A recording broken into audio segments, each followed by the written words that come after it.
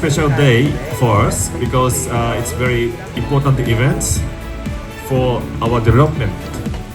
Thanks to contribution from all customers, all dealers, and also partners. In this experience center, we bring the advanced technology and solutions belonging to Yamaha. Lastly, but most importantly, I'd like to take this opportunity to express my sincere thanks to SOUND Việt Nam for your trust and belief in Yamaha as our strategic partners. Thank you very much for coming to today's opening ceremony of Yamaha Audio Experience Center in SOUND Việt Nam in Hanoi.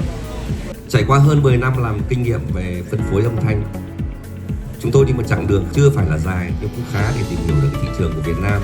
Cơ duyên đến với chúng tôi năm 2023 thì chúng tôi gặp được ngài Nobu.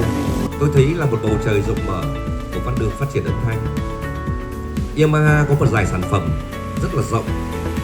Tôi mong rằng Yamaha và SOUND Việt Nam sẽ bắt chặt tay song hành trên một con đường dài để cùng phát triển hệ thống Yamaha trên toàn bộ giải chữ S Việt Nam của chúng tôi.